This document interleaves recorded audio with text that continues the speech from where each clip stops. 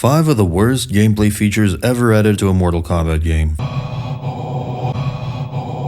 Aggressor is the equivalent of dousing your chocolate Oreo cheesecake in maple syrup, then having it with a side of Nutella. Introduced in MK Trilogy, it was technically the first meter in a Mortal Kombat game aside from the run bar. Basically, when you attack an opponent, especially when you pressure them and they're forced to block, you build up your little sex offender bar, and once it's full, you come on their face. You get a damage boost. Think about that. In a game that's already pretty rushdown heavy, that has a run mechanic that already encourages you to be constantly in each other's faces, the devs were like, nah, I want people to downright dry hump each other. And the thing about it is it's so random. With a regular meter system, you at least choose when and what to use it on, so it actually adds a layer of strategy. But here, characters just randomly get erect at arbitrary intervals. Also, it looks annoying. I hate the stupid after images. Makes the screen look dirtier somehow. So yeah, needless extra emphasis on rushdown and aggression in a game that's already about rushdown and aggression. A breaker would have balanced the game far more, especially considering all the infinites that are floating around. So if you're excited for the remaster, you either don't know about the infinites or you do know and just like sucking dick.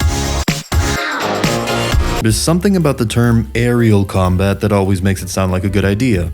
It's never a good idea. Look at this shit. It looks like me playing with dolls. You can almost picture the hands behind the fighters. Don't play with dolls, people. Be a freaking adult and play with adult toys. Now, admittedly, MK12 did do it better, and I do believe there's a way to do aerial combat that's cool and fresh and fun and doesn't just murder my suspension of disbelief. Something akin to the bounce attacks from Injustice, but done from the air. And then there could be an air breaker or parry or counter where the opponent stops your mid-air attack, grabs you and bounces you on the floor instead. But that's about the extent of it. Very short, very sweet, around 2 hits, 2 seconds, that's around all you can expect from airhead combat.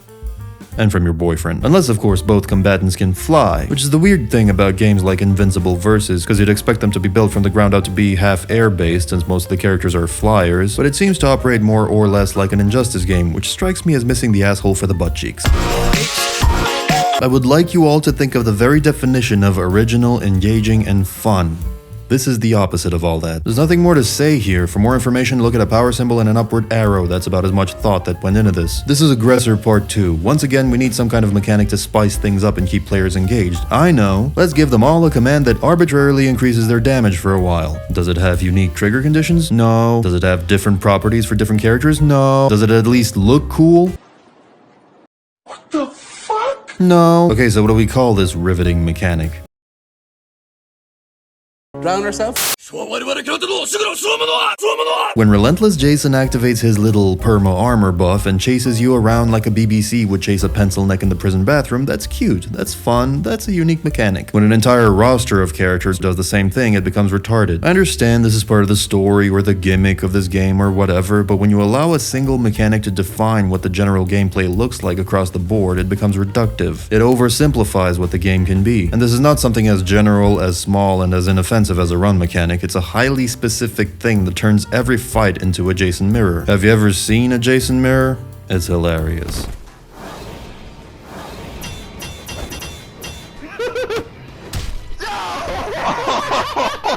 Before we get to number 1, here's some generally hated features I actually like. Crushing blows. Crushing blows were hated by a big chunk of the MK11 community, mainly because it was a tough mechanic to balance. The way it worked is you would meet certain conditions, like perform a particular move a set number of times, or punish a whiffed attack in a particular way, and once those conditions were met, you'd land a particularly powerful attack, accompanied by a flashy slow-mo animation that would deal quite a bit of flat damage. The problem is, 1, you could argue that's too much flat damage, such that the game felt too swingy sometimes, and 2, some of the conditions felt hard while others were too easy. Some characters had access to too many easy crushing blows while others had a hard time setting them off. And some players were designed around crushing blows, which meant that your entire game plan revolves on meeting a bunch of conditions in a set amount of time in a particular way, or else pretty much forfeit the match, because that's your main win condition. And this felt very contrived and gimmicky. I enjoyed it. I mained Jax of all characters, but I can see the flaws of such a system. It's just a tough mechanic to balance. I agree with the criticisms, and especially in the context of MK11, where characters are pretty one-dimensional in terms of how they play, it was a pretty gimmicky thing. The main thing I like about crushing blows isn't even gameplay related, is the visual aspect. It takes a very rigid, pre-prepared animation like an X-ray or fatal blow and breaks it into small chunks that can happen sporadically throughout the fight, and this makes for a much more dynamic viewing experience. Seeing two characters trading blows fairly evenly and then suddenly one of them gets a lucky shot, lands a critical hit at a pivotal moment, that's hype. That can make the whole stadium go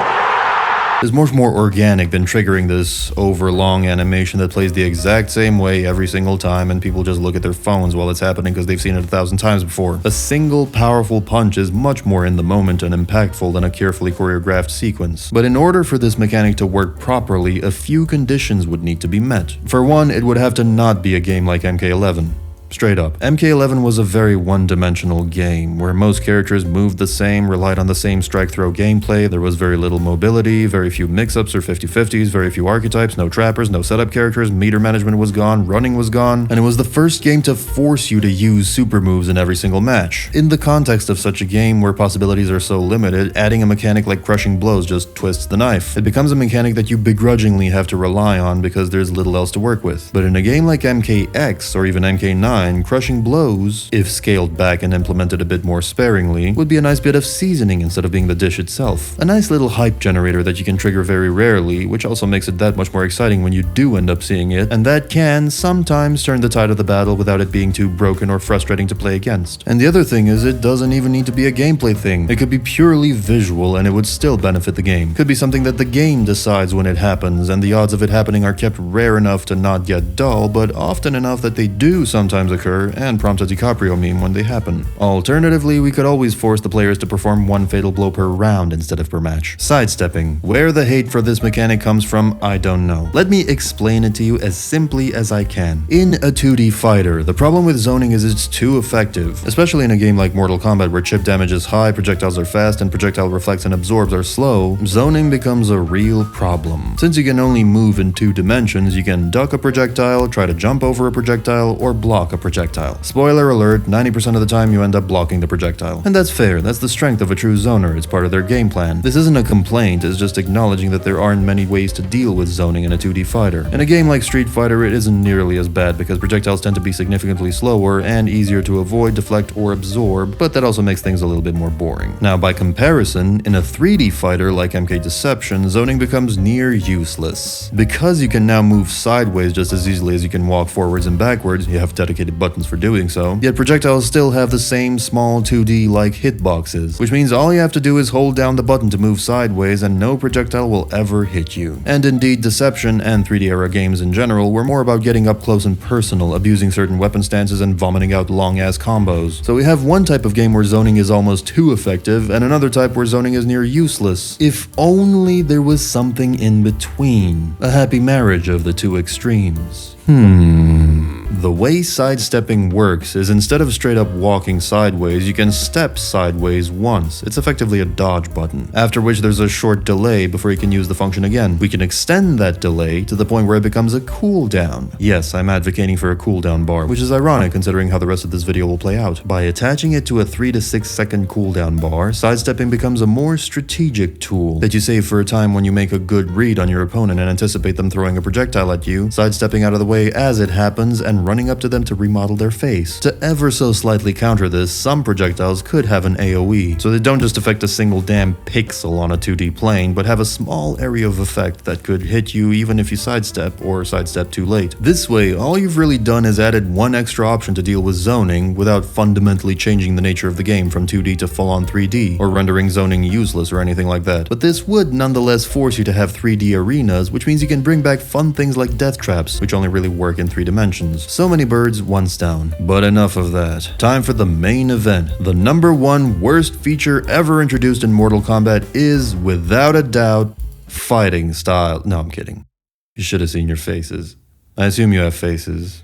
Is everyone a bot nowadays? Best not to ask. The actual #1 worst feature and gameplay mechanic ever introduced is defensive and offensive cooldown bars. And as previously stated, this is somewhat ironic since I talked about introducing a cooldown bar a few minutes ago, but that's a very small, inoffensive use for a cooldown bar, and one of the few instances where cooldowns can be useful. In all other instances, cooldowns are shit, part of why I always hated MMOs. Generally, in video games, you can assign an ability either to a resource or to a cooldown. Resource is better almost every single time. It's better because it requires a bunch of skills to properly manage. Resource management is a skill. How do you use it? When do you use it? How much of it? On what? Cooldowns, on the other hand, encourage brain-dead play, whereby if the thing's not on cooldown, you use it, and if it is on cooldown, you wait until it's not on cooldown, and then use it. There's no skill, no strategy, no timing, no saving the thing for the opportune moment, even though that's what cooldowns always promise, and such is the case for Mortal Kombat 11. Instead of having the traditional bar that you build through key performance metrics like performing special moves, pressuring the opponent, or taking damage. Okay, the last one's not a performance metric, more of a catch-up mechanic, and that you then spend on enhanced specials, breakers, and super moves. You now have dedicated bars for special moves, for defensive wake-ups, and your super move is completely divorced from bar altogether. It just becomes automatically available when you're at low health. Furthermore, these offensive and defensive bars are no longer filled by performing special moves and the like. They are cooldown based, and they fill up automatically. This takes all decision making out of the game. Fatal Blow will be used without fail every single time. Special moves will be enhanced every single time the bars are not on cooldown, and your performance throughout the match is no longer rewarded through meter. It's funny because in the early days of MK11, casters would be like, oh yes, guess the combo off. Let's see if he burns the bar. Yes, he burned the extra bar. Like they try to feign uncertainty and excitement when in reality, of course you're gonna burn the bar for extra damage if you have it. Never do you not burn the bar. It's such an automatic thing that it calls into question why it's a mechanic at all. Just spare people the extra button press. Is the illusion of having agency within the game, the illusion of actual gameplay. MMOs and modern ARPGs have cooldowns because they're not skill-based games, they're gear-based. It's all a scavenger hunt for better gear, which then allows you to progress through the game. It's a grind through and through, and they don't even pretend to be anything else. Hence the cooldown abilities that you activate at a button press whenever they're ready to fool yourself you're actually playing a game, or that you're alive. This mechanic has almost no place in a fighting game. For the aforementioned sidestepping, it works because sidestepping is a feature you don't want to allow players to abuse, lest it renders zoning completely useless, so attaching it to a short cooldown bar makes sense. And it's a pretty minor mechanic as is, it's not really that game-defining. But attaching cooldowns to the main meter and special move systems in the game remains, to this day, the worst feature I ever had to put up with in a Mortal Kombat game. And given that they scrapped it in the next game, seems even interesting, so share your own hated features below. Don't stay too long now. Bye. Special thanks to Sir Hrishin and Longthorn Henderson, as well as my other members for supporting the channel.